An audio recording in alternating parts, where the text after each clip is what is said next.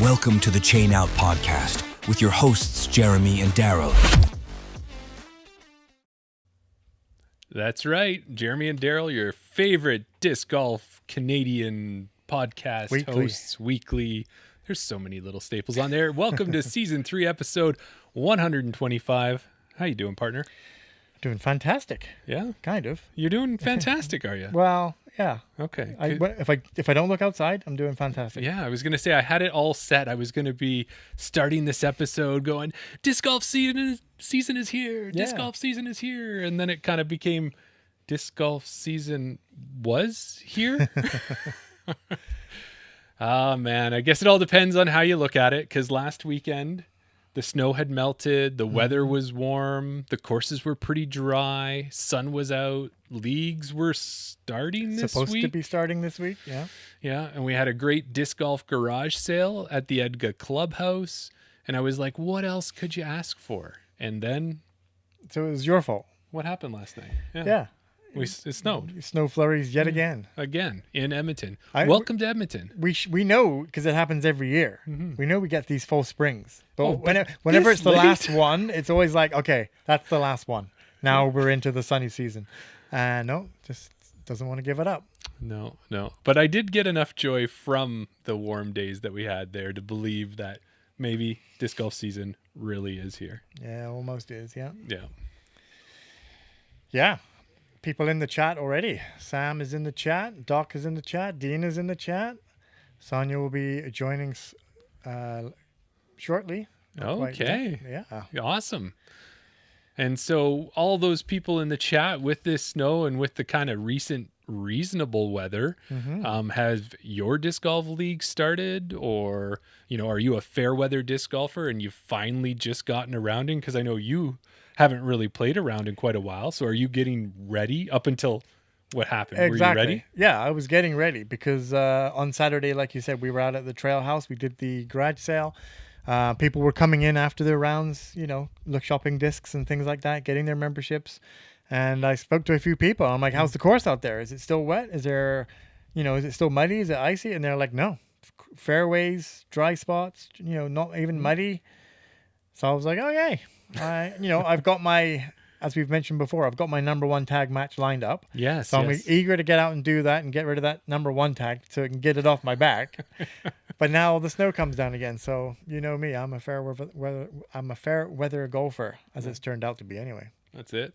Well, Daryl, one of the things that we love about doing the Chain Out podcast, as long as we have, is some of the fun little words and stuff that have come out of it and sayings, whether it's Miguel Alvarado wearing the jersey tonight when he told us about the horse basket, right? Or the horse feeder. Yeah. That was one of them, whether it's, you didn't hear it from me, or, I don't know who said that. Yeah, I don't know. Spy. Or Gaga Crazy from Brian Henniger or something to that effect. But then you had saw on that one of them has made it to UDisc. Exactly. I was scrolling through UDisc community, liking everybody's rounds, enjoying that people are getting out and playing these rounds. And I noticed that Sam is, obviously we know Sam has moved, so he's playing a lot of new courses. Yep. And he had a chance to get out and play a fun little dink and dunk.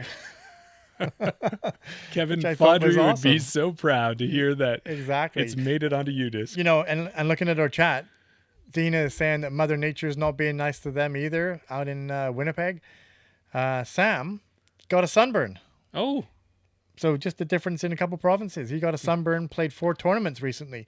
Got out for a ton of disc golf. And he's got a tournament not this weekend but next. So he's fully in disc golf season. Well, the one thing about that too, where he's out in the Kamloops area, and I know I've looked in Canada before when I really get in the throes of winter. I'm like, where should I be? Yeah. And they do say that Kamloops is one of the hottest places in Canada in the summer, gets the most plus 30 days. Right. So it does get cold and snowy and everything else. Yeah. But it does get some really nice days. And Doc, who is our American listener, he's down in the Carolinas, I think. He's saying it's 90 degrees. And 90 is like your 27, 28 degrees Celsius. It's hot. It's nice. There you go. Or even more. It could be 30 something. But yeah. Well, Jeremy, every province and even one territory, that's a hard word for me to say, territory, in Canada has a disc golf association. You may ask yourself, what does a provincial disc golf association do? What does a Disc Golf Provincial Association Well, do? Jeremy, you're in luck because Josh Smith, he's the president of the Disc Golf Association of Alberta. He'll be joining us tonight. Tell us all about it. Josh will be here probably in about 15 minutes. Perfect. Okay. Yeah. All right. We like to do a bit of a tournament recap from all our Canadian tournaments. So this week is no different. Tournament review time is going to be what happened this weekend in Canada. There were 14 events in total. Yes. Yeah, we're getting 8 there. of So them. maybe disc golf is here. It is back, just maybe not for us. Right. 8 of them were C tiers. Okay. Okay, the usual provinces had their events like BC, Ontario, and even Alberta. But we also had a new one join the race. We had a disc golf event in PEI. Ooh. Yeah. So why don't we? It's too early for Desert Island Discs, isn't it? You always find a way. Why don't we shine a light on our friends in PEI this week? Perfect. All right. So it was the first stop of the DGPEI Tour, simply called Huck It, presented by Throw Your Own Way. You gotta throw your own way. Throw your own way. That's why we are podcasters and not singers. Exactly. Who sang that? The person who should have sang it, not me. Yeah, exactly. Let's keep it that way. I saw where you were going. Yeah, exactly. So it was held at the Huckett Disc Golf Course in Kincora, PEI. This was a 1-day, 2-round C tier, and it was a nice, easy start to the tour. Huckett was the second best course in PEI for both 2024 and 2025. And it was the 5th best course in Canada in 2024, according to UDisc. Right. Yeah. So it's considered a championship level course, 36 holes, and it's hosted Canadian Nationals, 2018 to 2021. And as a humble brag, if you go and look at their UDisc profile, it has pictures of Paul Macbeth, Simon Lizotte, and Nate Sexton playing the course, along with designer Charlie McCardle. Yeah, that's it. Hey, here's a nice picture of the first tee. Here's a nice picture of the bat. No, here's a nice picture of Paul Macbeth at my course. Exactly, yeah. I mean, if he plays your course, you got to... Got to get the picture. Sorry, I just looked at the chat and Sam said we got a copyright strike. I wasn't close enough. That's the nice thing about they my wouldn't pick it singing, up. Sam. There's no way they would have known. Well, that is a 6,733 feet, 66 par on the long layout course. Now, I would say that would definitely be a bit of a challenge. Yeah, I think our local, I don't know how long Rundle is, but I know it's only 56 pars. That's 10 extra strokes. Exactly. The event concluded with a post-round barbecue social for the players to enjoy after a round of disc golf. They had on-site photographers and a tech disc was set up, and even they had a campfire going as well. Oh, good stuff. Yeah. Oh, I'm sorry about that to you. There That's you go. okay. Don't worry about it. The weather was not a lot like Edmonton. It was plus 10 degrees Okay. from snow. I don't know what you're saying there. They had DGPEI. sun one day and they had snow the next day is Okay. essentially Is what that I was what getting they had? there. Yeah, Okay. they were. So they had DG pretty much like Edmonton because, on Saturday we had beautiful weather. Right. Okay. And then I see what you're next saying. very next day, they got a little bit of snow mixed in. Same as us. Yeah, same as Yeah, us. It I was see where kinda you're going with same. that. Yeah. DGPEI carried over $220 from the previous year to start the ace pot right. They also work to get more women and girls in the sport, and they fully cover all non-PDGA related tournament fees to reduce the barriers for female identifying players and help it make easier to get them involved. That's awesome. Amazing, right? Yeah. So each event on the tour earns the players points to see if they can earn their way to getting their name on the tour plaque at the end of the season. Cool. That's good to see that you've got something to work towards, right? Yeah. So it's not just one event. And I think what you need to, if I remember right, is they got the 6 events. You need to play 4 of them to have a chance to actually, you could win your event. Right. But if you want to try and win the tour, I think you need to put 4 under your belt. That makes sense. Yeah. So 80 people turned up for this event. Wow. Yeah. That's a lot of disc golfers. Exactly. We'd be happy with that amount. Congrats to Adam Berry from Dartmouth, Nova Scotia. He took down the win on the MPO side with a -10 overall. That was good for a 992 rated event. There was no FPO division at this event, so why don't we congratulate the FA2 winners? You want to take these? Sure, I could do that. So FA2 winner Gabrielle Druin-Uhl and FA3 winner Ashley Flowers. And I noticed as well, as we said, that Adam Berry's from Dartmouth, Nova Scotia. And then both Gabrielle and Ashley were not from the island either. Okay. So when James Mallard reached out to us from Disc Golf PEI, he had said that 40% of those 80 players were from off island. Right. So they're getting a great Maritimes mix of people showing up. Yeah. Yeah. And then when James reached out to us, he said one of the big highlights for him as a tournament director was that the MA2 division went into a 3-hole playoff. And, you know, we always love a playoff. Yeah. We're in for it anytime. Drop your bag, run to the hole. Follow them, yeah. Yeah, it doesn't matter what division, a playoff's always fun and exciting to watch because that's when the pressure gets high. Yeah. But the event, it had so many supporters, and James wanted us to see if we could quickly shout them out. So do you want to back and forth these really quick? Go for it. So we want to thank the course owner, Charles McCardle. Yeah. Throw Your Own Way. I'm not going to do it again. Island Disc Golf Company. McQueen's Bike Shop. Maritime Madness. Sporting Intentions. And Lone Oak Brewery. Brewery, you say? Brewery, yes, brewery. The next fact about PEI may be a little unbelievable to some, but this summer they will be opening their 8th championship level course in the province. Wow. Yeah. Yeah. Definitely a disc golf destination, if you ask me. There you go. And, you know, we said some people might not believe it, but when you got Ben Smith and you got Duncan Dixon, you got Luke Richard out there, Edgar Hartling, you've got all these people out in the Maritimes and in the Newfoundland East Coast area. Yeah. They got a lot of good support for courses. So yeah. Doc in the chat said PEI is on his bucket list. And Sam said he'd like playoffs more if he'd won the one that he was in. That's fair. Yeah. I've never been to a playoff. They don't do a lot of playoffs for 17th place and stuff like that. No, exactly. No. Doesn't matter how many you're tied with. Exactly. So thanks, James, for sharing with us there, and excited to see what other events you guys have going on in PEI this year.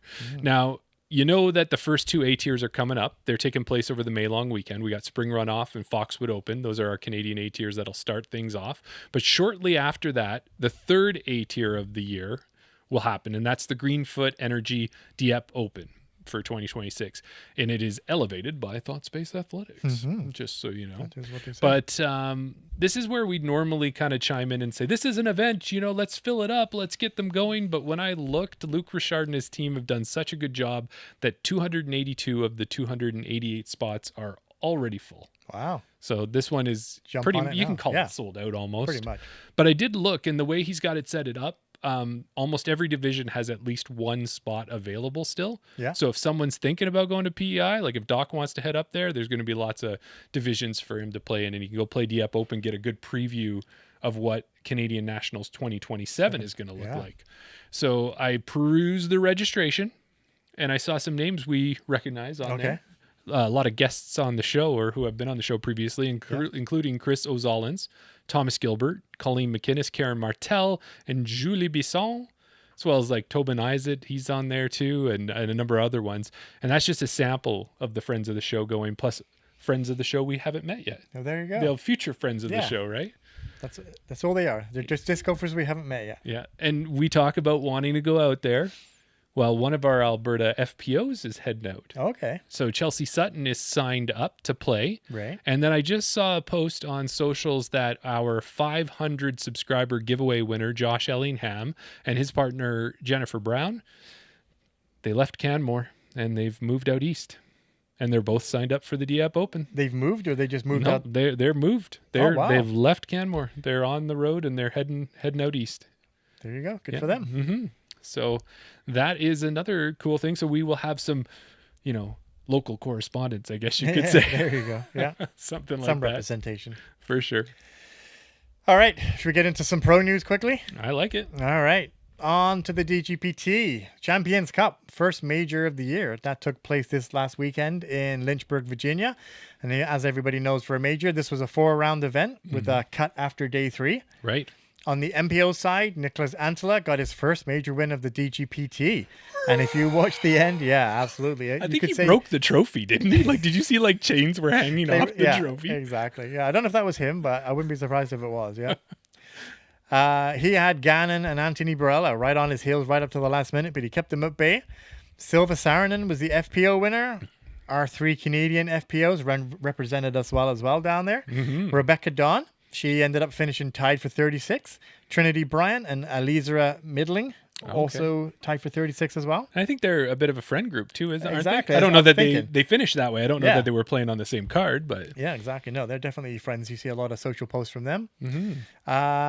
She managed to snag 6 birdies in her final round, which is definitely something to build on, I would say. oh yeah. Yeah. I think she's just kind of coming into her own right now. Yeah, for sure. Like I said to you a couple of weeks ago, she's, going to take her a couple of events to get in there, but once she starts hitting the ground running.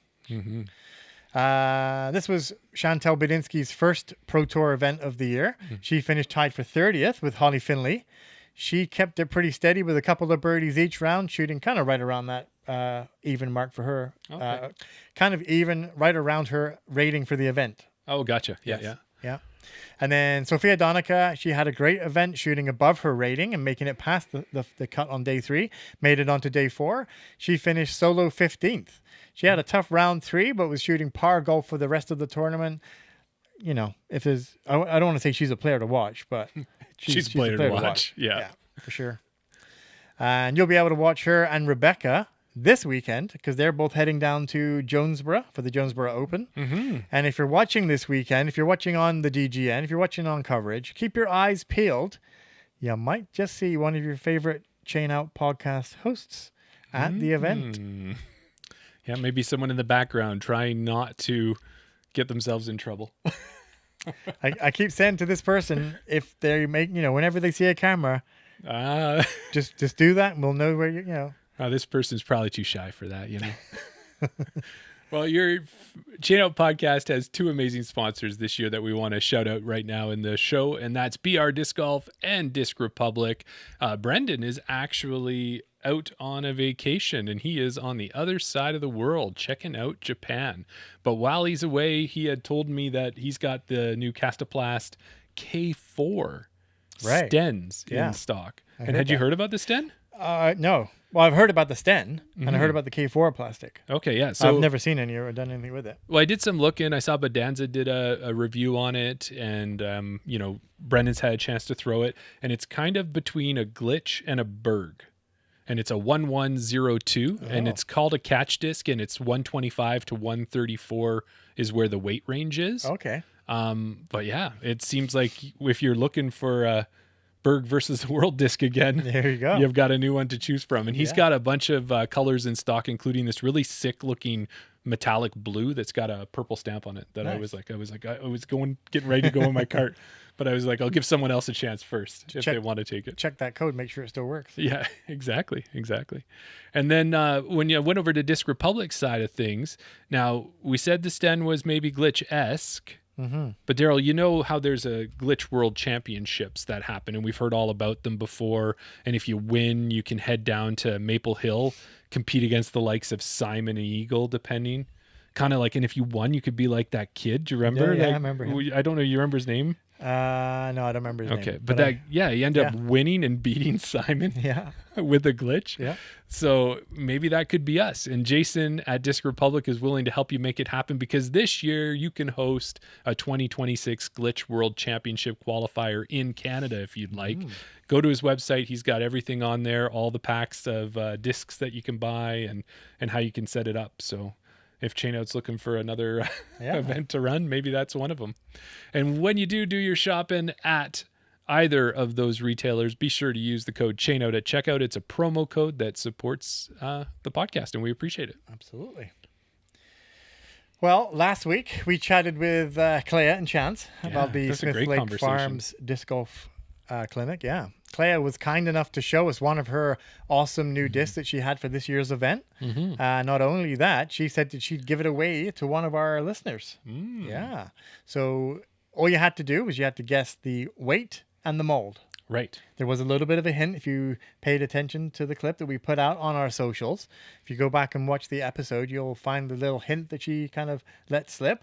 And I think there was a couple times she held it up so you could freeze and really get a good look and zoom in on it. I tried to pause it a little bit in the social post, but head over to the social posts, leave a comment, leave your weight and your guess for the mold, and you'll be entered in to win that once we get them all together. Because this was a Smith Lake Farms and Clea incentive giveaway, there will not be a bonus entry for Patreon listeners, but if you want to be in it, get over there, put your guess in, and hopefully you'll win. Put a guess and you're in. Yeah. And do you think if someone guesses it exactly right, they got to win, right? Do you think? I don't know. We'll have to ask Clay if that's the Yeah. case. But if they guess the No, exact weight and the exact, if nobody guesses it right, is it just a wheel of names? Well, what I imagine is if you guess it 100% correctly and you're the only one, then you get it. Then you get it. If two people happen to guess the weight and the disc, They get a wheel of then names? They'll get a wheel of names. And if nobody gets it right, This is maybe the most we'll complicated maybe contest we've ever run. don't worry about it. We'll figure something out. All right. All right.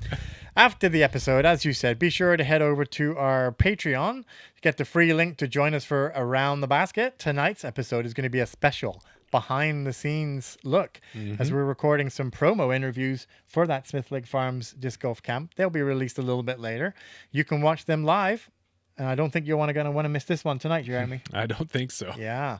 It'll be a little bit less interactive than our normal Around the Baskets, but we will be interviewing. You'll be able to watch our conversations with Sophia Donica, camp counselor, and some guy called Nate Sexton. Yeah. I hear he's maybe somewhat of a big deal. I don't know. He's got a forehand. That's all I know. Okay. Yeah. So I'm thinking if people haven't joined Patreon yet, tonight's the night. There you go. Get in there. Yeah. And with that wraps up the Tapa show. How's the green room Pretty looking? long top of show, Jeremy. Yeah. Green room is pretty settled. Guest is kind of chill. He's tapping his fingers. He's ready to come on. All right, well, let's get him going in here. So tonight's guest has been a PDGA member since 2015. He is one of our Alberta MPO players. He's got 6 wins under his belt, including the ever difficult Big Bear Classic back in 2024. He's also the current president of the Disc Golf Association of Alberta. Join us in welcoming Josh Smith to the podcast. Yeah. And I Hey, think guys. he's rolling right in here. There he is. Hey, Josh. How you doing? Doing good. Thanks for having me on. Yeah. Excited to have you here. So we hear you're, from what it looks like, it looks like you're joining us from somewhere a little bit further north tonight. Like it's still snowing, Yellowknife or Whitehorse or somewhere like that, maybe? Oh, unfortunately, just Edmonton. Just still in Edmonton. After this weekend, this is pretty miserable. Yeah. You know, Yeah. it was a little late in the timing on it, but I had said to Daryl, I was like, Josh is in Edmonton. Are we ready? Are we ready to have an in-studio guest? So unfortunately, the timing didn't work for it, but maybe in the future, we'll see. Maybe in the future. We'll have to see if we can expand and add a side room for a guest, hey? We'll make it work. Yeah. It looks Well, nice and cozy there. Yeah, you know, the wood paneling that we put up. And it's a fresh, what is that? Is that a cedar? Is that a oak? What is that? It's a tea. Is that a vinyl? Exactly. Yeah. Josh, I had a chance to see you, and so did Daryl on Saturday out at Rundle. And just as I was leaving, I'd kind of finished up my round. You were heading out for a round. How did that round go for you? Definitely wasn't the best, but shaking off the rust first couple rounds of the year. Yeah. Same with played doubles on Sunday as well, and yeah, just couldn't putt at all. But that'll be fixed by come tournament season. Good. There you go. That's what this part of the season's for. Shaking off that rust. Yeah. But it had to be, you had to enjoy it the way I did, was that those nice dry tee pads, having a little bit of warm air that your disc felt, I don't know if it did for you, but it felt like mine was flying an extra 10 feet, maybe because I wasn't bundled up in a whole bunch of extra clothes and I could actually pull the disc through. Were you seeing a little bit of that coming through? Yeah, definitely it was nice to be able to throw without having to have layers or immediately putting gloves on and off to keep the hands warm. Yeah, for sure. Yeah. Not having to search for your discs in the snow. Yeah, exactly. That was good. Yeah. Well, Josh, it's been a while, but back in the early days of the podcast, we used to review local courses, and maybe, we've talked about getting back into that as well, doing some of those course reviews on our Around the Basket episodes. Do you have a favorite local course? I'd still probably say Rundle, just 'cause that's the course I get out to the most. Definitely the course. I mean, I've been playing long enough that that was the only course. Mm-hmm. So, it's unfortunate in the last couple of years how we've lost some branches and stuff to make the course a little bit easier, not quite as technical blinds, but it's still just the best variety. I do try and get out to the sea change course, Bailey's Crossing though, to get some more difficult shots in when I can. Yeah. Yeah, no, I'd agree with that. Yeah, it's like we had a discussion on Around the Basket about 9-hole courses last week. Whether I would still, if I had a local 9-hole near me, I would still venture and go past it just to get to Rundle, play the Yeah. full 18. Well, and I think too, Josh, looking at it, some of the branches, and we've had a couple dead trees gone, but it looks too that with the recent planting of trees at Rundle, that it's going to be another few years. But that course, a few of those holes, like hole 12 or 11, are going to look a lot different in a few years. Mm-hmm. Yeah, I definitely hope all the ones survive on 11. That would make it a nice technical hole. Yeah. Well, we were joking where we would say, "Oh, yeah, when we were younger, when we used to play, you could throw right below this tree branch," and then eventually it's not going to be the case anymore, right? So, I think someone said when Gavin Beamish's kids come out and play or something like exactly. that. Well, Josh, at the beginning of a Chain Out podcast interview, we want to find out how you got into disc golf, but we don't do it the normal way. We're not just going to come out and ask you. We make up this weird, crazy origin story, usually based on a movie like it is tonight. You get to sit back and relax and listen. Our listeners are going to try and guess which movie it is, and then we'll see how close we actually got. So are you all set? You ready? I'm excited. Okay, here it goes. Well, maybe growing up, you were always curious about science, always wondering what it would have been like to live in another time. Living in the badlands of Drumheller, history was everywhere, fossils in the ground, stories in the rock. It was basically one big playground of the past. One day, while you were a counselor at science camp, you and some of the campers were exploring the hoodoos when you tripped over something. Looking down, you saw this flat, disc-like object underneath the earth. Clearing off some of that debris, it looked almost like an ankylosaurus scale, covered in a smooth, amber-like shell. Might have even been a mosquito in there, Daryl. Wow. Yeah, could you believe that? Yeah. Well, naturally, one question came to your mind, Josh. You said, would this thing fly? You told the campers to stand back and hold on to their butts. Then you took a run and launched it into the distance. It soared gracefully through the air before pinging off a metal pole in the distance. And that pole was part of Wayne's Badlands disc golf course. The campers were amazed and immediately wanted to give it a try. Then it hit you. Maybe throwing fossils wasn't the best idea. I mean, you wouldn't want someone to turn the whole place into some dinosaur theme park or something. So instead, you put some actual discs in their hands and you never looked back. Now, maybe that's not how you got into disc golf. So why don't we find out how it really happened? Yeah, I might be a little off. Yeah, I got started quite young. When I was about 10, my mom picked up a couple discs for my dad for Father's Day. And because we lived really close to Rundle, we could just go out and play. We started with like an Araby sharpshooter. I think it was like a 2, a couple 3s, and an arrow. And we eventually got an epic later down. And yeah, this is when Rundle only had the old layout. Mm-hmm. Not these newer baskets. It didn't have like holes 7 through 12. That land wasn't part of the course yet. Oh, right. But it's still a great course. And yeah, we really liked it. We at Winners you could buy $15 disc golf kits that came with 3 discs and a bag and a mini. And I think we bought like at least 7 of those to play with and give out. And Nice. eventually ran into Wally and bought some discs from him and learned more about the community and stuff. And I eventually ordered our own discs in the States because that's what you kind of had to do then. If you weren't buying from Wally, you had to go down and get some Lightning or Vibram or different companies. Yeah, that's awesome. Yeah. Well, for me and Jeremy, like we knew about disc golf for quite a while, but we didn't start getting into playing it, kind of right around the pandemic time. But obviously it sounds like you were playing a lot long before that.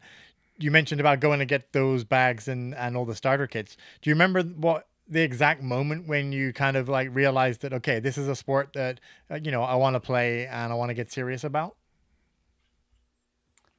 I don't know about serious, but yeah, it was just like some of those summers back then when, every day I was like, what do we do as a kid in the summer? Let's go play 2 rounds at Rundle, then figure out the rest of the day from there. Like it was just so many rounds. And yeah, I don't know if we ever I can't really think of a moment that was like, yes, let's keep doing this, but it just kind of became a part of me and like looking forward to every summer to throw discs and stuff. And yeah, eventually started going to tournaments from there. Right. Cool. Well, you'd mentioned there that Rundle was different when you started and that land from 7 to 12 didn't really exist. Was it still 18 holes there? It was just kind of, was it a little shorter at that time, or what was the main difference that you remember? Yeah, I think when I played, it was only 15 because it was originally 18. Then they had some holes kind of near the bridge. Like there was one going up the hill, like right beside where the you go into the bridge. Okay. And then a hole down, another one up. Um, if for a while they did a memorial tournament at the end of the year where they set up the old layout. So a lot of people that weren't around quite that long ago still got to play the course, but they haven't done that for a few years now. But yeah, like there was a really cool hole from like near hole 6. If you just walk up the hill and then shoot down across the path, and with the tree there, you basically had to like just skip shot off the path. Hole 13 kind of used to be 2 different holes. There was like one hole going one way down down the left fairway, coming back, and then the hole kind of as it is right now going down the other fairway. Or wait, no, Okay. other way around. Like yeah, that land was 2 holes. Yeah. Some of the holes are pretty similar. Like 18 instead was like 3 different holes in that area. But Wow. yeah, some similarities, but yeah, a lot different. Okay. Yeah. Cool. Yeah. Well, when I looked at your PDGA page, as I like to do with some of my research there, it looks like River City Cup was supposed to be your first sanctioned PDGA event or tournament, but what it ended up being on there, that's actually recorded, of course, was the Big Bear Classic in Canmore. And we've yet to play there, but we hear it's an awesome and difficult course. What was it like for you playing such a tough event for your first sanctioned tournament? If it was your first sanctioned tournament. I'm guessing whatever it says there was the first sanctioned one, but I definitely played some tournaments before they really were all getting sanctioned. So I might have played a local one in like 2011 in Edmonton, but the first one I remember was 2012 Big Bear. Okay. There was like 3 of us in novice. It was me, my neighbor Tate that road tripped with us, and my brother. My brother was up in advanced, and then another Edmonton local, Ryan. And yeah, we had a great time. It was like all of us were not great at that time. Like we were throwing the discs up the hill and watching them roll back down beside us. We were probably holding up so many cards. I understand awesome. why now that sometimes they don't open up the lower divisions at Canmore, because yeah, that is a tough course. I bet. Yeah, I can't wait to get out there and play it. I know it's on our list. I don't know where it is on the list, but it must be it must be fairly near the top. It's We quite gotta close. start checking these off our list too, I think. I think it's just an imaginary list anyway. But anyway, Jeremy mentioned in the outline that or not the outline, in the origin story, that maybe your first disc was an Ankylosaurus scale covered in amber, but you mentioned there that it was the Arubi or one of those starter packs. Do you remember? To start with, do you still have any of those starter packs or starter bags? But also, do you remember the first disc that you actually wrote your name and number on it and was like, "This is my disc now. I'm gonna hold on to it." Good question on the name and number, but we do have. I'm guessing we eventually wrote them down on those Araby ones. Like a lot of them probably had my dad's name at first, but Right. I think we still have the Arrow. We still have one of the sharpshooters. I swear Wow. we still have the Epic somewhere, but it's so beaten up that I don't think anyone wants to throw it. And then yeah, the starter kits, like we kept throwing the driver into the water. Like my dad would throw it into the river because it was a little easier to throw in the river on the old course. So like we probably still have like 5 of the putters, 2 of the mid ranges, and none of the drivers. There you go. Yeah, that's awesome. Yeah, that's good. Well, we've had Gabe Piska on the show in the past, and he also started playing when he was younger and kind of growing up as well. And he had said that he remembered being one of the few younger players that was there. He'd go to league night, his dad would drop him off, and he'd be the only guy there, and he'd be beating them. And it kind of came with mixed reviews when he would beat Wally and the boys and everyone else. What was your experience like starting out? And did you feel like a young gun, or did you have, you say you had your neighbor, were there any other people your age playing at that time? At some point, like when we were closer to 15, there was definitely like another 1 or 2 people, but like when we first started, it was literally just me, my brother, and a bunch of guys in their 40s or 30s. Like it was definitely no other kids playing in the league, but it was a great community to join into. Like everyone was really nice. I'm happy my parents let me walk down there by myself or with my brother when we were quite young to go meet up with a bunch of old guys just to throw discs. Yeah, I think Wally's still one of those old guys. Yeah. Yeah. He's like, it wasn't old back then. Yeah, exactly. Well, you've had a chance to play all across Alberta over the years. If you can remember, what the course is and what the disc golf scene was like back then, what are some of the changes that you've seen in disc golf, mainly through Alberta through those years? Yeah, definitely a lot more courses and a lot more tournaments, like especially just the difference in pre-COVID and post-COVID. I'm sure it's been talked about many times, but like there was a few tournaments, and you kind of had to know someone to tell you about them, or like to follow the right Facebook pages to find out about these events. And now with disc golf scene, it's kind of like it's super easy. You can at a glance see everything in the country if you want to. Yeah. Yeah, they were definitely a lot more close knit community, because it's just the same people going to the 6 events or however many there were in the Alberta tour at that time. Right. Gotcha. Yeah. I think it was just there was just like one Facebook page kind of posting all the events, but yeah. No, that's cool. And I know we've heard that too at some point as well. Like it was putting up posters and that. And I think that might have been, as you're saying, Facebook. So Facebook's around and starting to show up. So at least there was a way online to do it. But before that, it was a lot of word of mouth we've heard.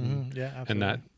But I was going to ask you, we talked about Rundle being your favorite local course, but looking at, the tournaments that you've played and the ones that are posted, it is pretty, everywhere to Fort McMurray, down to Drumheller, down to Canmore, all parts like that. So when you've gone around the province, what is your favorite Alberta course if you were to pick one? I think probably like the best Alberta course is the ones at Aspen Meadows. I really just love the terrain and everything about Canmore. Like it's just such a beautiful place to be. Like just looking at the look from like hole 14 just out into the valley, like it's maybe not the most variety of a course. And also, I mean, I play pretty good at it, so I can have a little bias there. But like that's my favorite. I don't know if I can say it's like 100% the best course, but it's the one I'd probably choose most of the time. Gotcha. Yeah, well, and you know what? It makes sense that you're picking those ones, because we know Canmore and the 2 Aspen Meadows courses, they always top the list of best courses, not only in Alberta, but up there for best courses in Canada as well, too. So it would make sense. That absolutely makes sense, yeah. Yeah. Well, as you said, you started off playing the novice divisions. In 2017, you took down 3 MA1 wins. And then after that, you decided, you know what, I'm going to challenge myself. So you stepped up to MPO, and you never looked back after that. Do you have any good memories of any Alberta MPO players that you've played against?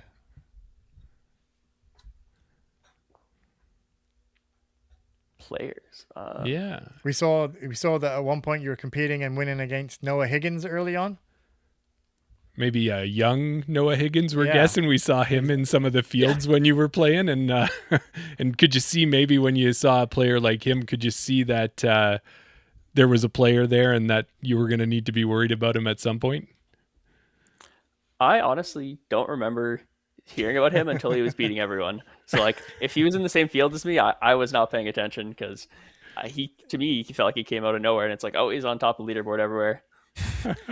It's either you were on the lead card and he was chasing you, or he was on lead card and maybe you weren't. That's what, the difference. Yeah, I must have flip-flopped until he was always up there, and I had to try and chase him.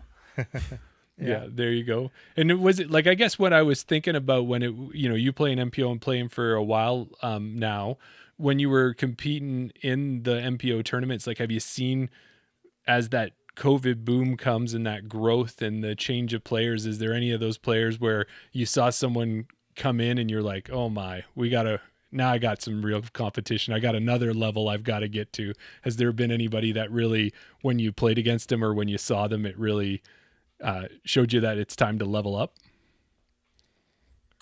I'd say locally, like, when I first started playing into like probably about that year when I moved up to MPO, I was like one of the far throwers. And I could throw, I feel like I haven't really improved my distance much since then. So it's like just, like 450 with a really good throw, or like consistent 400. And like that was like far then, because, the other pros like Rob Sharp, Chad Game, like really good players, but weren't quite throwing the disc as far. So like in these past years, seeing people like Jace, Sean, Riley coming up and going to more events, and it's like, damn, they throw far. That's probably one of the big differences. Like I felt like before I was like a far thrower, and like that was like kind of the young gun mentality of like, I'm playing with all these people and I can throw farther, but maybe they're making smarter decisions, or they're putting better than me. Now it's like, okay, everyone's throwing far at MPO. I kind of gotta elevate all parts of my game. Yeah. Yeah. Well, I love that when we asked Josh that question, it was like a like really like a true pro, because we asked him the question, it was like, who were you worried about? And it was like, I've never thought about that because I've never been worried about other MPOs. Yeah. You should be asking them, are they worried about Josh? Yeah, exactly. That's right. Yeah. That's more. I've never been at the top, so I was never. I was just worried about myself still. Fair enough. That's awesome. Yeah. Well, we know you've played a ton of tournaments, but then it looks like you've jumped in and run some tournaments. And unless there's two Josh Smiths, which you might have to correct me, but did you actually do some events down in Drumheller as well? Yeah, I was involved with those. There are plenty of Josh Smiths, but I don't think there's any other ones in Alberta disc golf, at least, that I know of. Yeah, I really like, especially with the COVID boom, there was like all these tournaments were selling out, so I really wanted to get involved. So I was like, I kind of run a tournament, but I want to make sure it's like different in some way or like more meaningful. So when I found about the PDJ's competition endowment program, where you could have a charity event and they would kind of waive the fees as long as you donate at least 25% or whatever percentage, I really wanted to do that. And I was kind of looking at the courses, like, what's the best course in the province that doesn't have a tournament? And like Wetaskiwin had a tournament at that time. And I was like, but I played that, the Lost Egg tournament. I tried out the other course in Drumheller, and I was like, this is really cool. I understand why like Lost Egg doesn't use it, because they want that like camping atmosphere where everyone just parks their vehicle and stays there all weekend. But it's a great course that I want more people to play. So I reached out to CBJ, got some contacts with Alberta Parks, and I tried to make that event work. Okay. Yeah, and then not only like even just recently in the last year or two, you supported a new disc golf company and did a Go-To Symphony challenge as well. Did you find, is it easier to run one of those 3-disc challenges compared to doing a full tournament without that kind of added attraction of it, or is it about the same? Yeah, the Go-To challenge is definitely easier. I made sure to make registration far enough advance. I didn't have to like, take on any of the risk of getting stuck with a bunch of discs if they didn't fill up. But so with that, it was kind of just like, okay, contact them.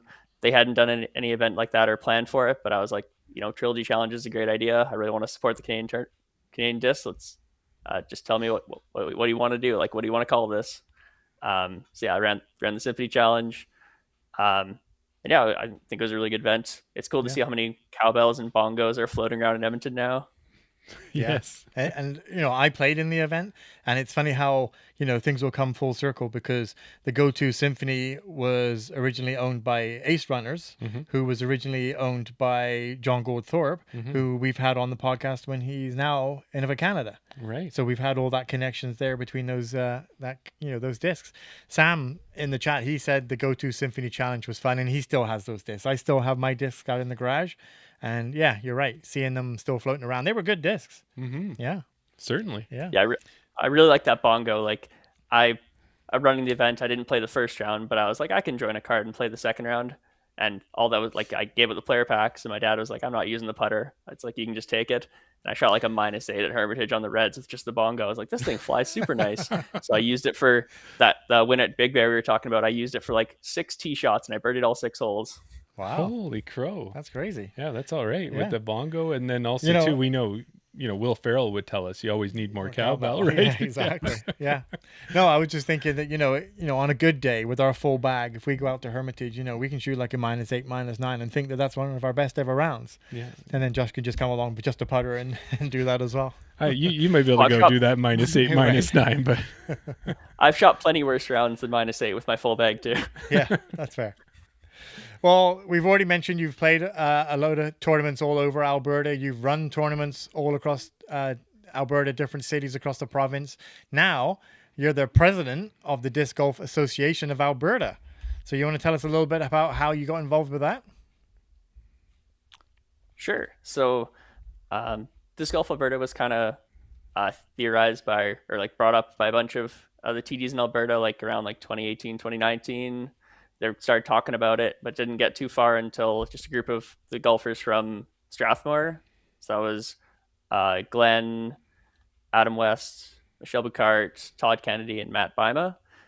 They became the first board members and really did all the work to establish the bylaws and the registration papers and got it kicked off the ground.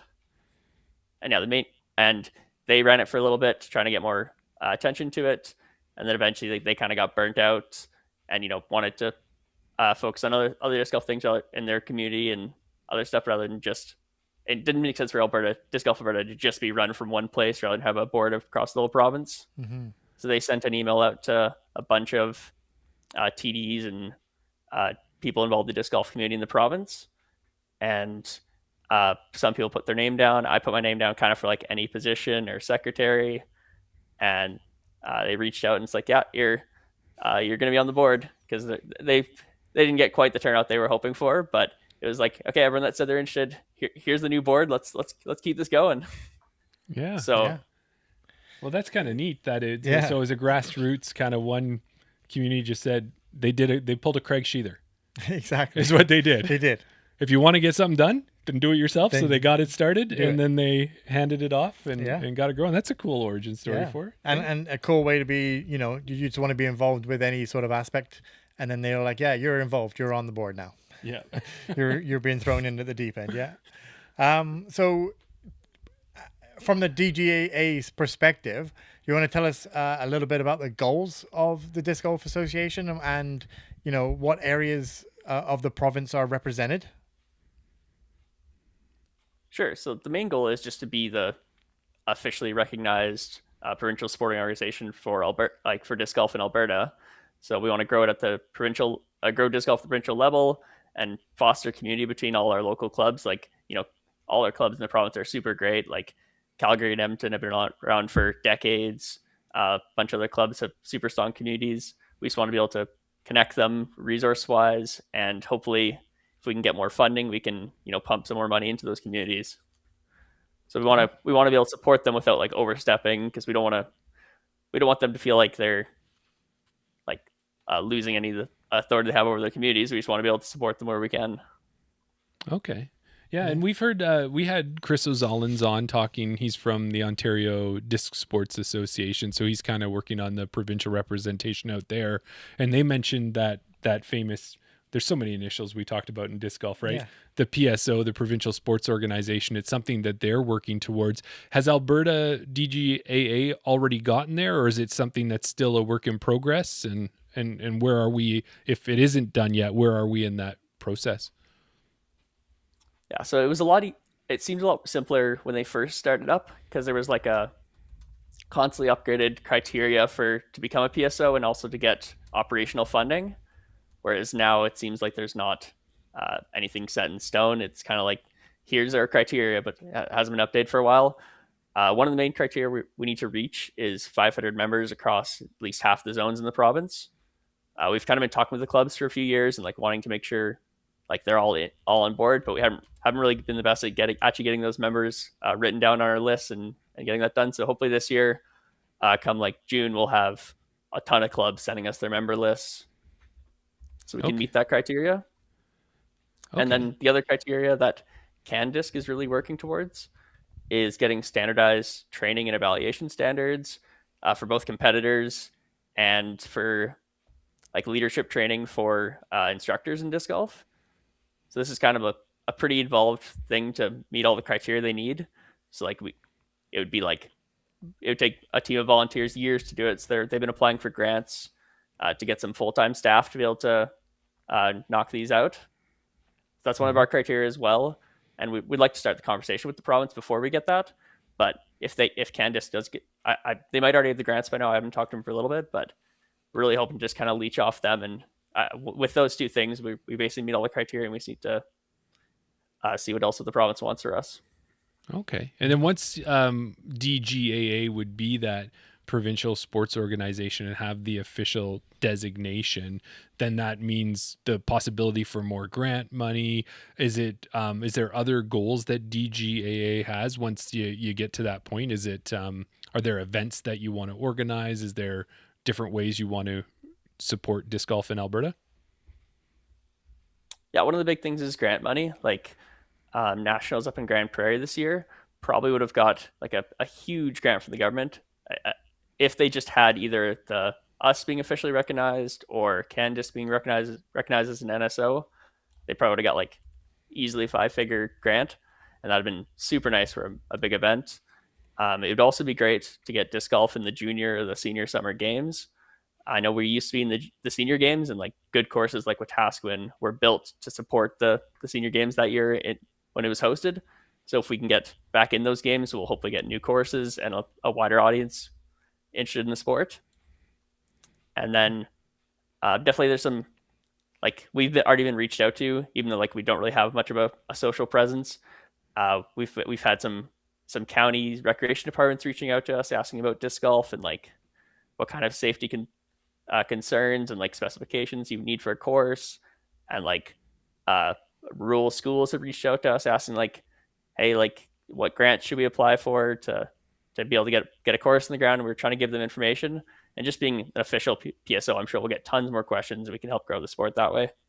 Yeah, no, it's good. It sounds like it would be a bit of that central place that you can contact for all those questions, and people are already treating it that way. So that's one of those things to probably identify for the province as well. We're already getting these calls. Yeah. So, it's one of those things that if you're going to, the internet is king now, right? Google, if you're going to search, who's in, you're going to search for it, you're going to be directed to Disc Golf Alberta. And what would you do? You would type disc golf in Exactly. disc golf in Alberta, disc golf Alberta, right? Exactly. Yeah. Well, tell us a little bit too, Josh, about the board, and maybe if there's any of the members you want to shout out, so our listeners who know, so they know who's representing them. A lot of people, like, we know that Brock is the president of EDGA, and we know that Daryl is vice president. A lot of people know about their local club, but tell us a little bit about the board on the provincial side there.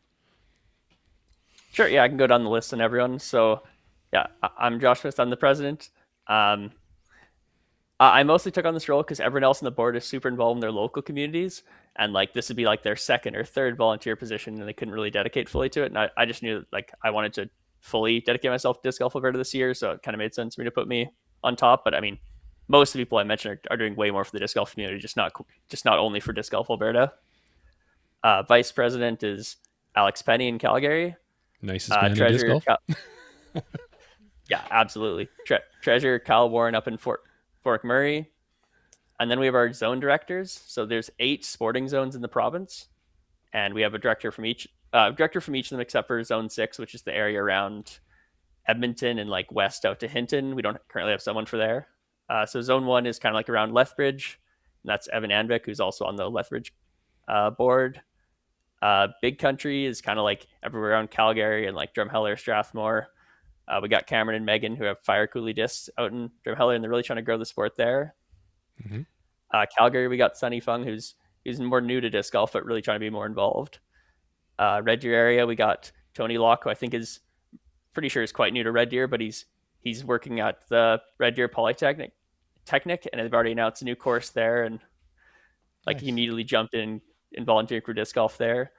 Edmonton, there's someone called Daryl Williams. I'm not sure if you guys are familiar with him. This guy? You know this guy? This guy? You wouldn't believe it because I don't show up to board meetings, but I need to speak to you about that. Sorry, Josh. Yeah.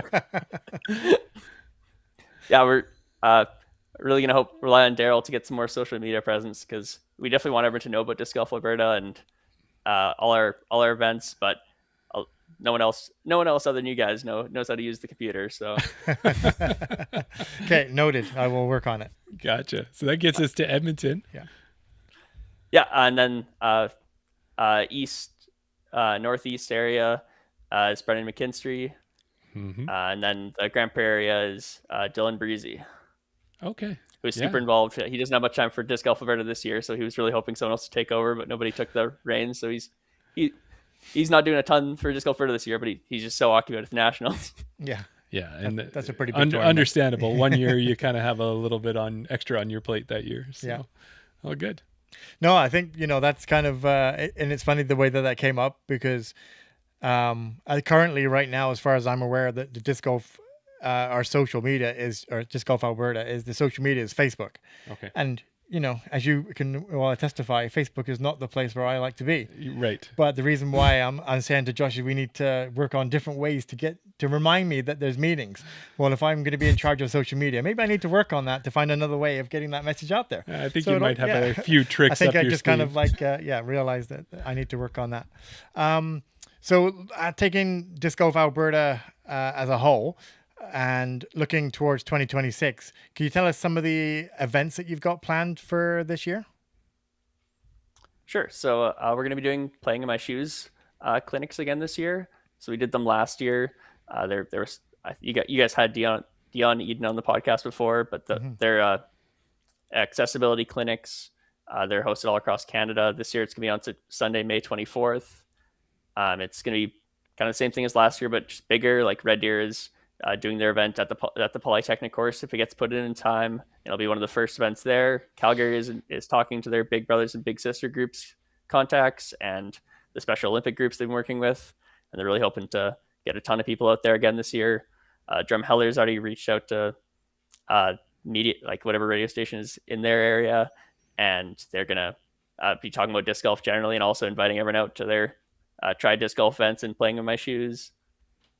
Okay. The events, those three. It'll also be in Fort Saskatchewan. It'll be in Edmonton, I'm pretty sure, at Rundle Park, and it'll be up in Fort McMurray. So 6 events so far, maybe a 7th still. There's one I'm waiting to hear from, but probably just a 6 for this year. Well, and Josh, you mentioned Dion Eden there, and we did have him on the show. And even recently, he just said the growth of the PIMS events is amazing. Like I think he's expecting 50, 60 events this year, possibly even reaching out of Canada and into the US. And then, Carver Whitford did an event, and another great player that we've been able to talk to, and Andrea Michaud. She's a huge supporter of the podcast and doing an event. So it seems like every time we turn our head, there's another person organizing a PIMS event. So they certainly are a great way to show that disc golf can be accessible for everybody at every ability, which is great. Absolutely. Yeah, definitely. It's a good clinic to show that, everyone can play disc golf and gets disc golf. Just think like, okay, if I was in a wheelchair, how would I play? Like, could I play the course I'm currently on, or would I want there to be more accessible disc golf courses in my area to accommodate for that? Or same with if I had limited visibility or other needs that disc golf can address if it's on the right property. Mm-hmm. Yeah, exactly. Absolutely. Yeah. One of the other kind of days that is highlighted throughout the year is the Paul Macbeth Day. Do you want to tell us a little bit about that and what that entails and how people can get involved with that? Yeah, we're really hoping to promote that this year. So Paul Macbeth Foundation has a fundraiser called Throw for More, where they partner with UDisc, and every single recorded round on UDisc donates 10 cents to their charity. Okay. So really want to get every disc golfer out and playing rounds, recording them on UDisc. So that's the same weekend as the Alberta Open in Strathmore. So the players going there, Alex Penny is going to be seeing if they can set up like maybe a short course near wherever their players' party is, or something along those lines, to get more people just like looping through and getting more money donated. And maybe like during the tournament, if you have a second phone, you can set up a card on there and get those rounds counted too. Yeah. But if you're not there, or sorry, if you are there, you can also on our social media, we're going to try and do set up some hashtags that you can post and say you're playing disc golf that day, and we'll give away some free discs. Okay. And then locally, if you're not going down to Strathmore, I'll be probably putting some events on UDiscs, like probably a tag battle and a bring your own partner event, and maybe a couple others, because I'll probably try and play like 100 holes that day. Oh, wow. Yeah. Wow. And I think, we talked about it right off the top that Sam had put down that he played a little dink and dunk. I think that's a great day to run through a little dink and dunk multiple times and really get those those hole counts in there for the 10-cent donations. Yeah. Was it 10 cents for every round, right? That's as far. I think Alex Penny knows more than me. That's what I've heard, and I know there's also like prizes if you set up a campaign on the Throw for More page, but they don't have any of the details announced there. So we might try and set it up as like a a Calgary versus Edmonton, or like Yeah. we might do something. We're just kind of wait to see if there's any prizes we want to try and shoot our club towards. You had said that it was on the same day as the Alberta Open. And what day is that for people that are not aware? I think Oh said yeah, May June 24th. 20th. June Oh, 20th? June. Okay. Yeah. Playing in my shoes is May 24th. The throw for more is on June 20th, which I think is a Saturday. Okay. Perfect. There you go. Yeah. Bookmark it And in, then I Jeremy. don't have anything else to announce in terms of specifics, but we're hoping to also have a table set up at a couple of our big tournaments in the province, like for sure Nationals and maybe a couple other ones. So we're still talking about details, but we might set up like some sort of putting contest or a disc swap or something. I know Dylan said that we can probably set up at the brewery up in Grand Prairie, and just talk about disc golf Alberta and hopefully engage the community in some way. Oh, yeah. That would be a great place to get signatures if we needed signatures when you've got 300 and something golfers up there. They're not all from Alberta, but there'll be a good, at least 50% of them from here. Yeah. Yeah. I'll hold you to that figure. So I've had a chance to run a tournament in the past. I did a 3-disc challenge as well. One thing people might not know about is that to run an event, you need insurance to run that event. And now, luckily, when I did it, and I think probably when you did the go-to challenge as well, is that Edgar was able to help with that insurance. But we've heard that maybe the DGAA was working, maybe still working towards kind of some sort of province-wide solution for that. Is that still in the works, or how's that going? Yeah, 100%. That's basically our biggest goal for going into next year, and as a way to like help all the clubs out, is we're hoping to set up a provincial insurance plan that just saves everyone money and hopefully makes their life easier too.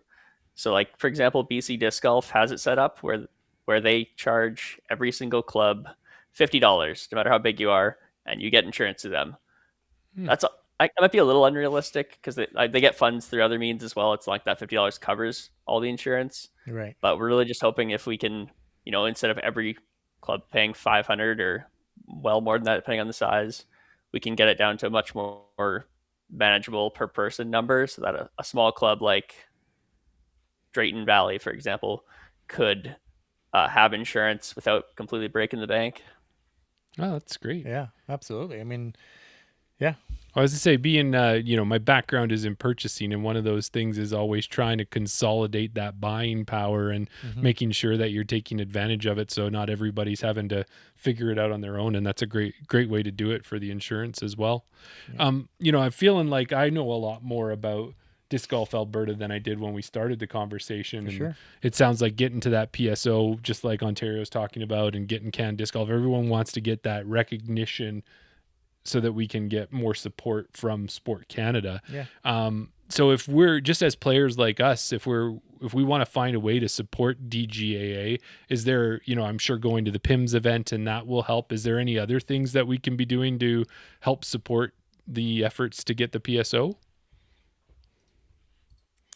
We don't really have a way for individual people to join us.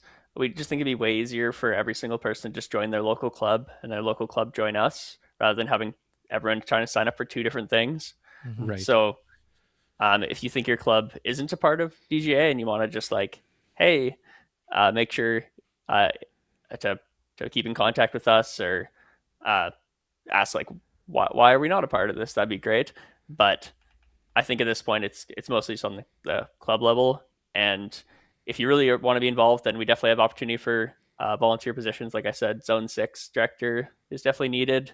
It wouldn't hurt to have a secretary or any other directors. Like if you're passionate about disc golf somewhere, I'm sure we could find a place for you. Like if you really are about accessibility, we can create a director role and you could help take over PIMS. Or if you want to be the social media person, because I know obviously Daryl's quite busy with this or something, we definitely would use your help there. Like if you want to volunteer, there's so much to do. But in terms of just support your local disc golf community, and just, if you want to ask your president, like, hey, can we, what's our status on this? That'd be cool. But not too much to do on the individual level. And like I said, you said about that you hope to be having some tables at certain events, even if you don't want to be on the board. If you just want to give an afternoon or some time, if you're going to be at one of those events, I'm sure you could use some help. Help with the putting clinics or setting up tables and running those sort of things as well. Yeah, I mean, obviously, definitely contact the tournament yourself if there's. I'm sure that they probably need more help than we will, but yeah, we definitely would take hands on there, or like just follow our social medias too. Right now, it's just Facebook, but I'm sure we will set up an Instagram because that is where a lot of people are now. Yes, Yeah, it will be set up. There you go. Makes sense. And so, Brock, you better get ready. I'll be texting you a question here. I'm not going to ask you. We're going to ask the president here about Edgar's involvement with DGAA. Okay, sounds good. Make sure he's on that. At least he's forewarned, right? I can say that one for free. Edgar, I'm pretty sure when you signed up, you had the option to opt in or out. Hopefully, in the future, it'd be kind of be like non-negotiable, like they're tied together. But for now, it's just like I think it was defaulted on, and you had to like say like I do not want to be part of Disc Golf Alberta, which if you're one of the people who like said you didn't want to be part, like I'd love to hear like what's like why would you not want to? Yeah.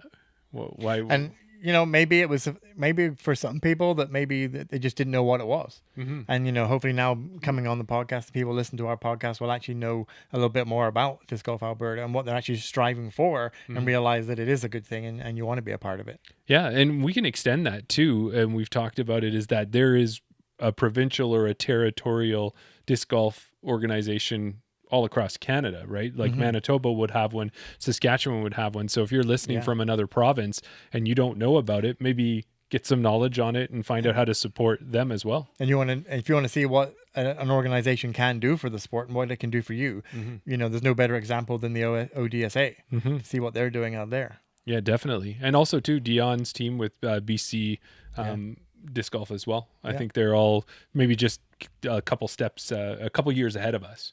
Right. So, and yeah, it can make a really big difference. And I'd like to see Josh, you and the team doing that here for Alberta as well.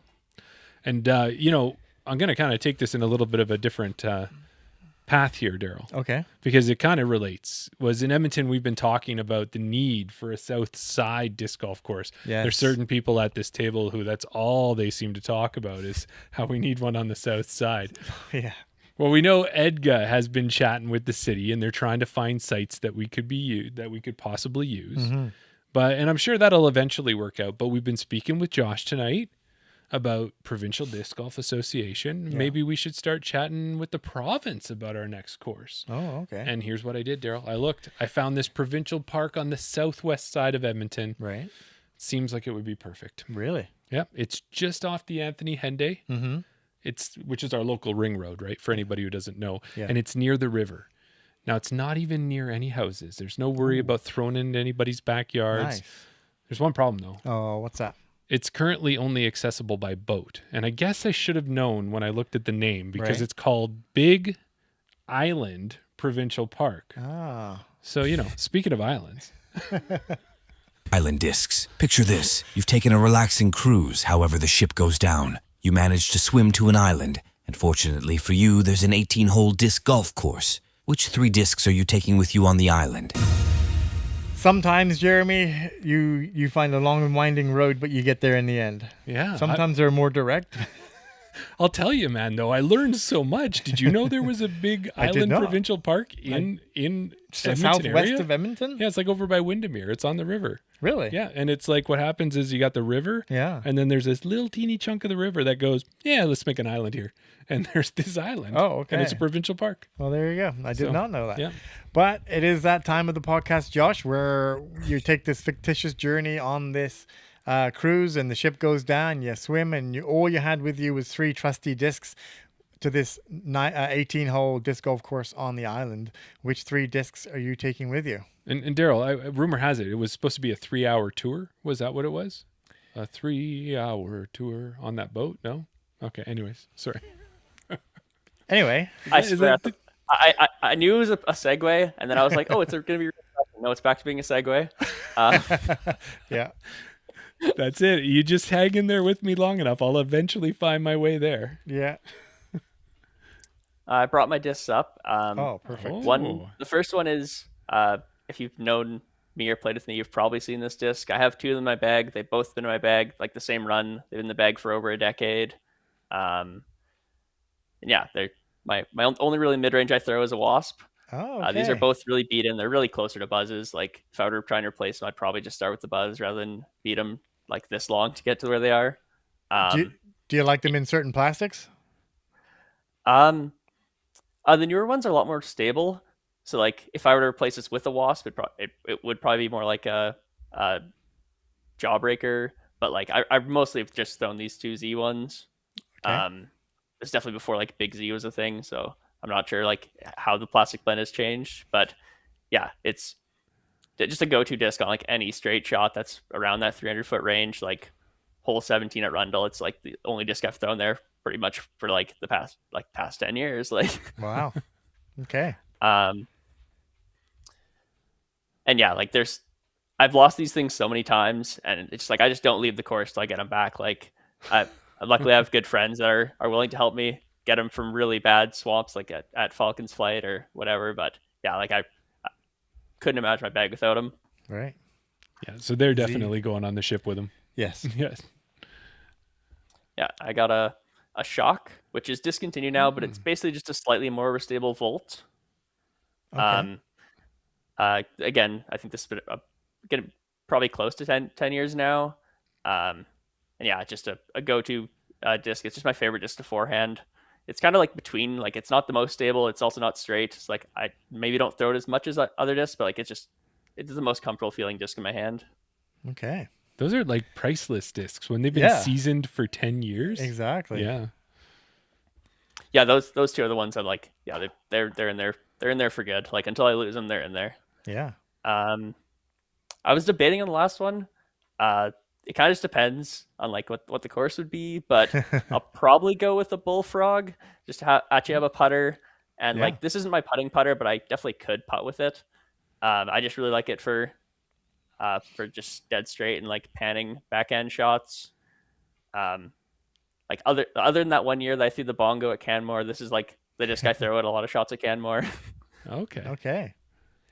And then any particular plastic for the Bullfrog? I've only thrown in the XT. I like the Yeah. plastic. I'm not. Yeah. I'm sure other ones would be fine, but I've only really tried them in this one. I bought a couple backups, so I'll be good for a while. Yeah. Well, Brock is now, president of Edgar. He's sponsored by Innova, and he went through a whole series of He did putters. a bracket. He I did a think. bracket, and the Bullfrog in the XT plastic, won out. And I've felt his discs, and that XT plastic is definitely, I wonder why my XT plastic doesn't feel like his XT plastic.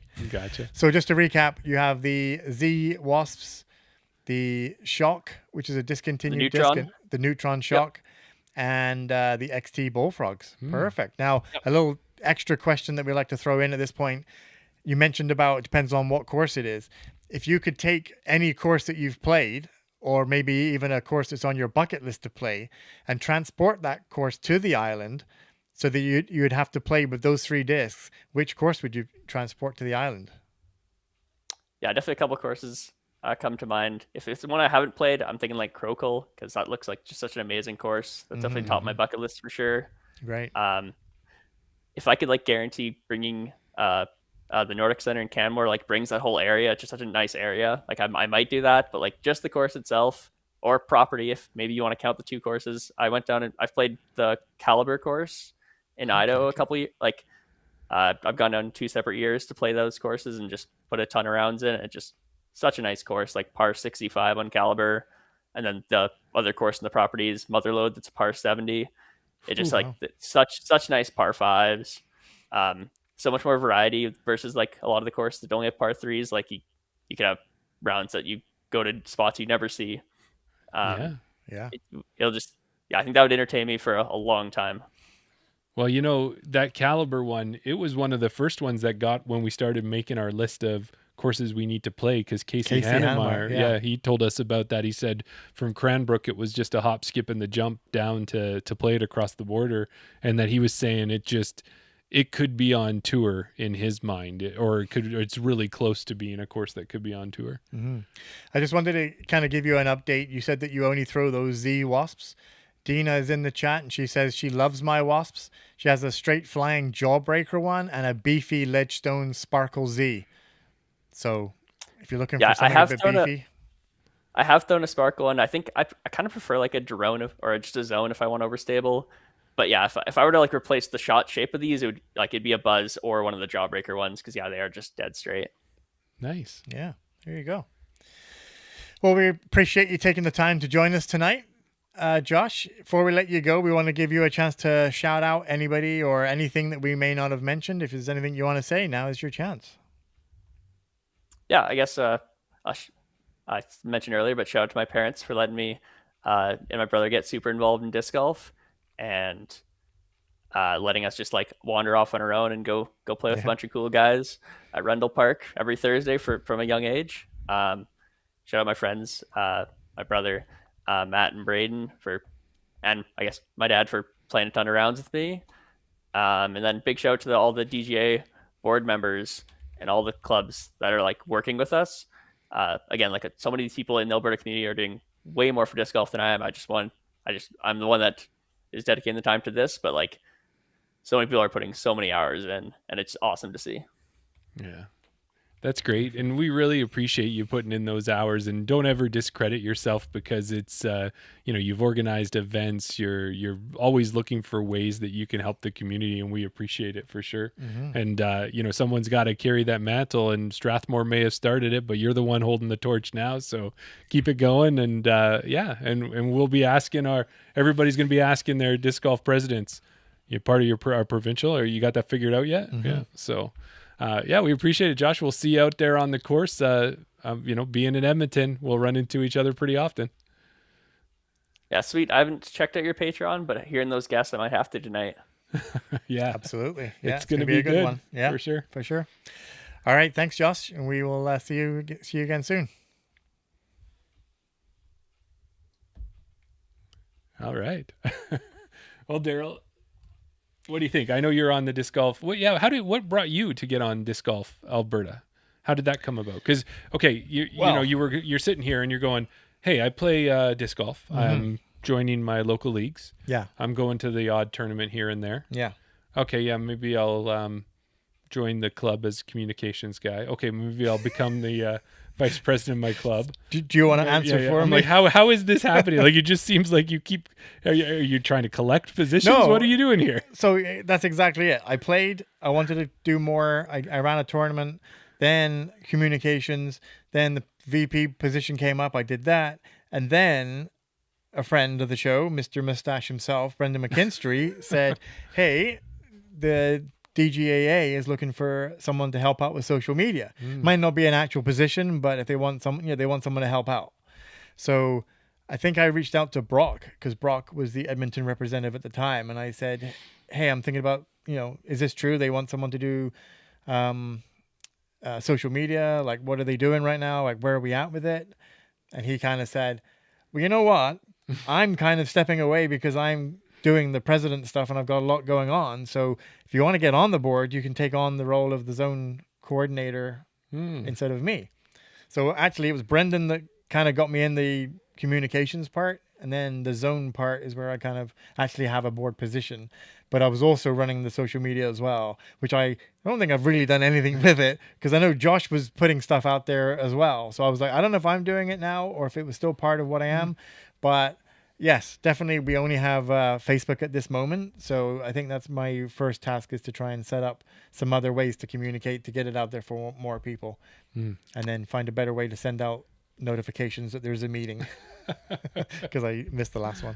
Well, I appreciate you as well then, because you really have dove into the community all across, doing the podcast for Canada, helping the local club, helping the provincial club. I'm trying to think of who else can you help at this point here. I've got so many hats. Yeah. Is your neck getting sore? And it's funny, because I said to Brock, being the president, taking over from Tim, and we know Tim stopped being the president because he wanted to get back into playing more than because he was running all these tournaments. I said to Brock, is that a thing that are you happy running these tournaments, or do you wish you could get out there and play more? And he said, I get just as much enjoyment out of running a competition as I do playing in the competitions. And I think that's kind of where my mentality is now, is that I like to go and play competitions, but if I'm volunteering or if I'm helping code TD or, whatever, however I can be involved, like I get just as much fun doing that or doing a podcast even. That's awesome. Yeah.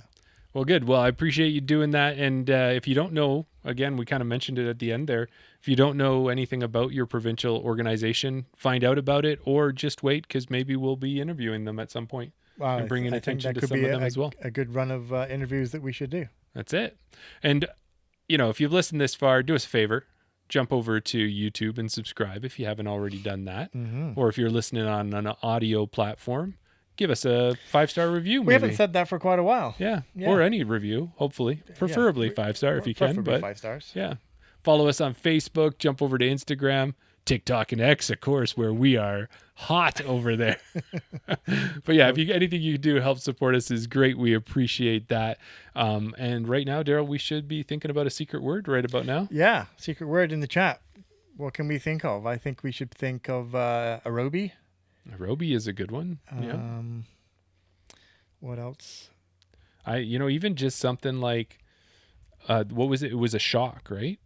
That's shock. A discontinued shock. Yeah. That's something that you wouldn't just be able to guess And that was the secret word. It just goes to show how long Josh has been playing when you have these discs that, like he said, he's had these discs for 10 years. Have you had a disc more than 10 minutes? No. Not at all. It's almost like you see these people that have these discs that they call PFN. Have you seen those PFN discs? No. Pre-flight numbers. Oh. Discs that are I was so thinking you old. were going to drop an F-bomb in there or something no, like that. pre-flight number discs. Gotcha. Yeah. Oh, there you go. But let's see if there's any more things on the secret word. But also, as Josh alluded to, if you haven't joined the Patreon, hop over there, join at any level, including free. Get the link to join us. We're going to be chatting with Sophia and Nate tonight, doing some prep work for some interviews that we're going to release to promote Smith Lake Disc Golf Farm or Disc Golf Camp. We want to see that event fill up again like it did last year. I don't think it's going to have much problem, but it is kind of nice to get it filled up earlier rather than later so that Clea and Chance and the team can make sure they've got everything organized and get their ducks in a row. They're going to be doing it anyways, but it takes the heat off. As a tournament director, as soon as you posted your event, you were looking to see who signed up, and waiting for people to sign up at the last minute is a tough thing. So but what do we got here? We got Mewtwo in here? No, it's just one of the things that whenever the graphics come up on screen, it also drops a comment in the chat. And I guess there's one of them that says, if you're Mew here. So somebody who's not always the greatest at typing maybe made a spelling mistake. I That's love all. it. You didn't have to point it out, but if you want to do that as a secret word, if you want to do Mewtwo, the Pokemon, and work that in there, are you Mew here? Mewtwo, and Shock. Get or that? you could also put Pew too, right? You could do Mew or Pew. All right, let's move on. All right. So we're going to do that. We're going to head over to Around the Basket, get those interviews done. Join us there. But it is time, of course, for the time. end of the show. Yeah, you know what that means. Or you got to do, what are you going to do? Are you going to drop the beat tonight? No. Or did you do a polka there? Is this thing did you put an oompa? Is this Willy Wonka? Okay, stop. I don't know what I was doing. This is going to be a good one. All right. Oompa, oompa. Okay, don't set me off. We'll never finish. All right. Here we go. Oh, my goodness. Okay. Right. Time to flip the pillow. Disc golf season's here, or maybe it's not. If the snow keeps up, I'm taking off in a yacht. We'll sail to Big Island Park with discs in hand. Set up a Southside course for the Edmonton clan. Josh Smith could assist with his getting provincial consent. After all, he's our Disc Golf Alberta president. Weaving plans together so Alberta disc golf can grow. But first we need everyone's help to become a PSO. Events like PIMS help connect us all together. We got so much in common, not only this crappy weather. Another episode is over, but please don't pout. Come back next week for another episode of Mew Chain Out. Thanks, everybody. Oompa loompa.